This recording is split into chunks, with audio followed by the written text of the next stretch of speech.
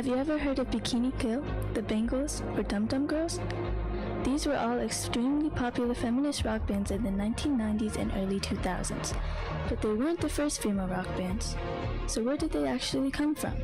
One of the first feminist rock bands that changed rock music for all women and inspired all the rockers that came after it was the Chicago Women's Liberation Rock Band.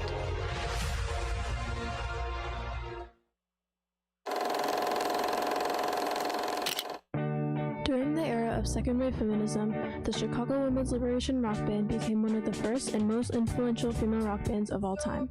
The band influenced rock and roll culture by expressing their opinions through songs on how rock music was completely male-dominated. The Chicago Women's Liberation Rock Band marked a turning point in history by introducing a completely different style of music. The band was unprecedented in the 1970s as they were the first band to write music that inspired women to pursue their own dreams. Their music addressed and directly tackled real issues of sexism and misogyny within the rock industry. The band's unique approach advocated for women's rights in their songs. And unlike other feminists, their music focused on microaggressions against women. With their impacts, it is clear that the band truly opened an everlasting path for all female musicians. The feminist movement during the 1970s was called second-wave feminism. This movement came after World War II, when women were told to be the perfect suburban housewives who got married young and did not want to pursue a career. As detailed in the famous book, The Feminist Mystique, women felt unfulfilled and extremely unhappy, so they decided to fight for their place in society. While first-wave feminists were mainly straight white women who fought for legal rights, second-wave feminists brought attention to the domestic violence and workplace inequalities for all women of color and representation. This movement successfully gave women the right to hold credit cards, the right to apply for mortgages, and outlawed marital rape. And during this time, in Chicago, a feminist union was formed. This union was called the Chicago Women's Liberation Union. The Chicago Women's Liberation Union informed women about serious topics such as career rights, abortion, and self-defense. They told stories of women around the world. The union was also a program to help women deal with the struggles that society forced them to endure. The Chicago Women's Liberation Rock Band was a part of their arts program. The members included founder Naomi Weinstein, Susan Abod, Sherry Jenkins, Pat Matthews, Fania Montalvo, and Susan Prescott. Weinstein, the founder of the Chicago Women's Liberation Union, felt that rock culture talked down to women, so she took action by starting a feminist band that wrote songs to empower women. Naomi, who was the brainchild of the band and the visionary, she was a classical piano player, and she was learning how to play rock and roll.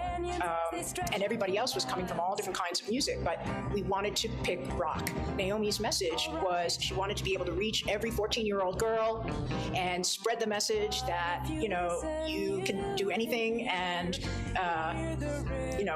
prepare yourself, because it's a rough world out there. She worked with another rock band, their sister band, called the New Haven Women's Liberation Rock Band.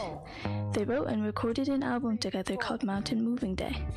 This album was everything rock and roll should have been like. The rock and roll industry was traditionally sexist and demeaning, but the Chicago Women's Liberation Rock Band defied this stereotype. While rock musicians were typically white men, the band was made up of young women who made music specifically for a female audience. Some smaller bands and solo artists like Hart and Stevie Nicks gained fame for their music, but an all-female band had never been as big of an activist as the CWLRB. Weinstein described traditional rock music of that time as, "This wasn't Beatles' playful women affectionate songs. These were vicious boy bands." They were songwriters, but they were kind of focused around men. Their lyrics were focused around their relationships with men. She went on to talk about how her band would defy this. "My band would have women playing instruments, and women singing about how smart, strong, funny, and hip we were, and how we would only have sex when we wanted to. Thank you." And the band believed in including women in music instead of alienating them. "We have to change the total experience of the rock performance," the band writes in its culture paper. "We have to involve our audience as equals rather than insult them, respect them rather than degrade them, play for them rather than at them, acknowledge that our audience is our life, our understanding, our spirit.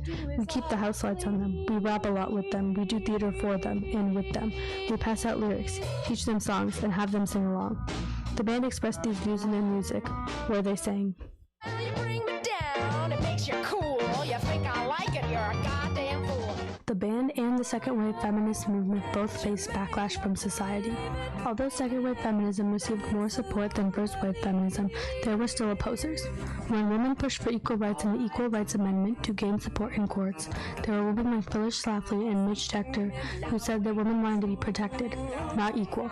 They argued that it was a blessing for women to sit at home all day with nothing to do and no support to pursue their ambitions. There was even a movement called the Men's Liberation Movement, which talked about things like how sexual assault laws were restricting male freedoms and the patriarchy forced men to work too hard. Although the movement did bring attention to important topics such as paternal rights and letting boys show emotions, parts of the movement were extremely anti-feminist, and it was part of destroying feminist progress. This movement later transformed into a more toxic masculinist movement called the Men's Rights Movement. And when feminist rock music started becoming popular, male rock stars like Frank Zappa said, "I don't think that there's a girl around that would fit in with what we do."